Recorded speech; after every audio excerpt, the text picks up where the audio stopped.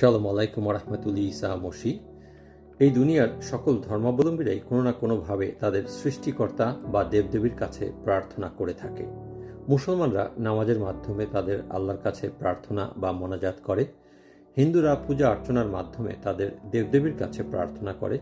বুদ্ধরাও পূজার মাধ্যমেই বুদ্ধদেবের কাছে প্রার্থনা করে। কিন্তু খ্রিস্টানরা তারা কিভাবে প্রার্থনা করে? এখানে একটি বিশেষ বিষয় উল্লেখযোগ্য যে খ্রিস্টানিটি আসলে কোনো রিলিজিয়ান বা কোনো ধর্ম নয়। এটি হলো একটি রিলেশনশিপ, একটি সম্পর্ক। কার সঙ্গে? প্রভু যীশু খ্রিস্ট বা ঈসা মসিহের সঙ্গে।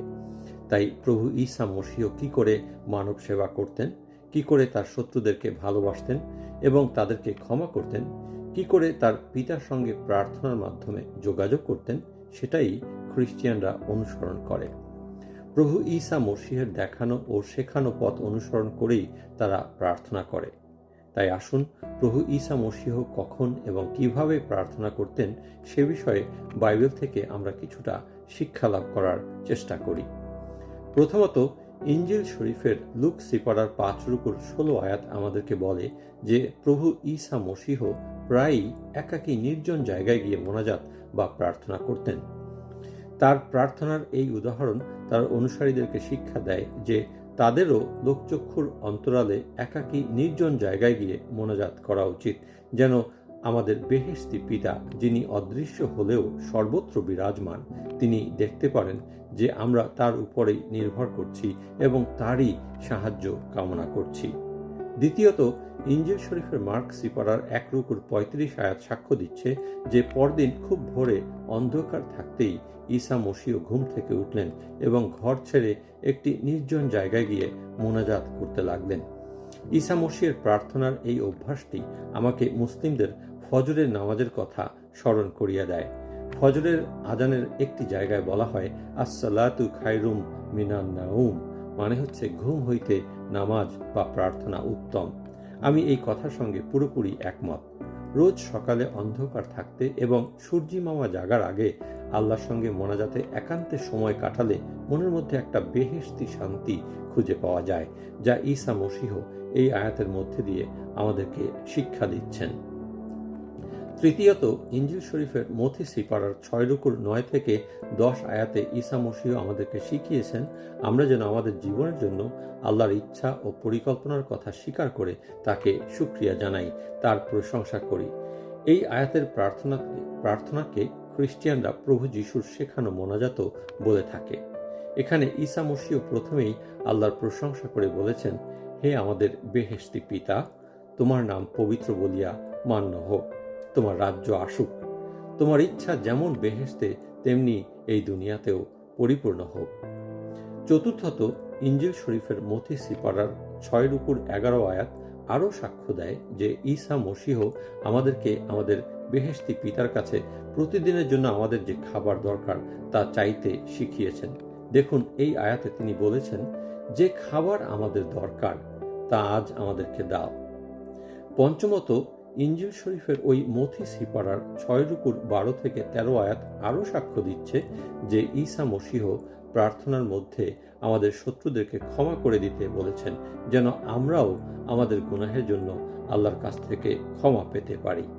তিনি মোনাজাতে আরও শিখিয়েছেন যেন আমরা শয়তানের দ্বারা কোনো প্রলোভনে না পড়ি এবং শয়তানের সমস্ত ফাঁদ থেকে রক্ষা পেতে পারি। ষষ্ঠত, ইঞ্জিল শরীফের লুক সিপারার 22:42 আয়াতে দেখতে পাই আসন্ন দুঃখ ও যন্ত্রণার কথা উপলব্ধি করতে পেরে ঈসা মসিহ গেতসিমানি বাগানে হাঁটু গেড়ে চোখের জলে মোনাজাতের মাধ্যমে পিতা আল্লাহকে বলেছিলেন, পিতা, যদি তুমি চাও তবে এই দুঃখের পেয়ালা আমার কাছ থেকে সরিয়ে নাও, তবে আমার ইচ্ছা মতো নয়, তোমার ইচ্ছা মতোই হোক। ঈসা মসিহের এই মোনাজাত শত দুঃখ ও যন্ত্রণার মধ্যে কিভাবে আল্লাহর ইচ্ছার উপরে বাধ্য থাকতে হয় তা আমাদেরকে শিক্ষা দেয়। সপ্তমত, ইঞ্জিল শরীফের যোহন সিপারার 17 রুকুতে ঈসা মসিহ কিভাবে তার সাহাবী ছাড়াও অন্য মানুষদের জন্য মোনাজাত করতেন তা শিক্ষা দিয়েছেন। তাই আমরা যারা নিজেদেরকে তার সাহাবী বলে দাবি করি, আমাদেরও উচিত আমরাও যেন আমাদের পরিবার বা মণ্ডলী ছাড়াও অন্য মানুষদের জন্যও প্রার্থনা করি। কোরআন শরীফের সূরা আল মাইদার 118 আয়াতও সাক্ষ্য দেয় যে ঈসা মসীহ গুনাহগার মানুষদের ক্ষমা করে দেওয়ার জন্য আল্লাহর কাছে মোনাজাত করেছিলেন। অষ্টমত, ইনজিল শরীফের বিভিন্ন সিপারায় আমরা ঈসা মসীহকে বিভিন্ন কাজ শুরু করার আগে তার পিতা আল্লাহকে শুকরিয়া জানাতে দেখতে পাই। যেমন যোহন সিপারার 11 রুকুর 41 আয়াতে 3 দিনের মৃত লাশাকে কবর থেকে জীবিত করে তোলার আগে আসমানের দিকে তাকিয়ে ঈসা মসীহ পিতা আল্লাহকে শুকরিয়া জানিয়েছিলেন। এছাড়াও মথি সিপারার 14 রুকুর 13 থেকে 19 আয়াতে 5টি রুটি ও 2টি মাছ দিয়ে 5,000-এরও বেশি লোককে খাওয়ানোর আগে আসমানের দিকে তাকিয়ে ঈসা মসীহ আল্লাহ পাককে শুকরিয়া জানিয়েছিলেন।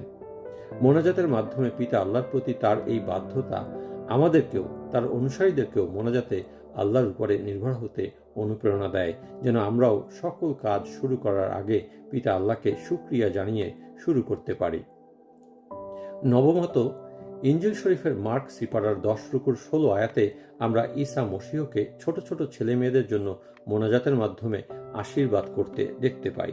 তাই ঈসা মসীহের অনুসারী হিসাবে আমাদেরও উচিত যেন আমরাও ছোট ছোট ছেলে মেয়েদের জন্য আল্লাহর কাছে মোনাজাত করি।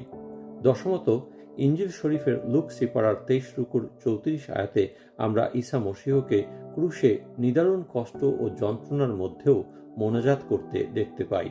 যারা তাকে অপমান ও নির্যাতন করে ক্রুশে পেরেক গেঁথে নিদারুণ কষ্ট দিয়ে হত্যা করছিল, তিনি তাদের জন্য পিতা আল্লাহর কাছে মোনাজাতে বলেছিলেন, পিতা, এদের তুমি মাফ করো, কারণ এরা কি করছে তা তারা জানে না।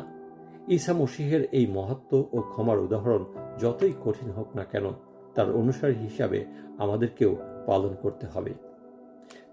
আমি মোনাজাত করি যারা নিজেদেরকে ঈসা মসীহের অনুসারী হিসাবে দাবি করছেন, আপনারা যেন সকলেই ঈসা মসীহের মতো একমাত্র আমাদের জিহবা আল্লাহর উপরেই নির্ভর করে এবং একমাত্র তাকেই খুশি করার জন্য নির্জন জায়গায় গিয়ে একাকী মোনাজাতের মাধ্যমে আপনাদের সমস্ত ধন্যবাদ, প্রশংসা, চাওয়া পাওয়া, কৃতজ্ঞতা, শত্রুদেরকে ক্ষমা করা, শয়তানের সমস্ত ফাঁদ হইতে রক্ষা পাওয়ার বিষয়গুলো জানাবেন।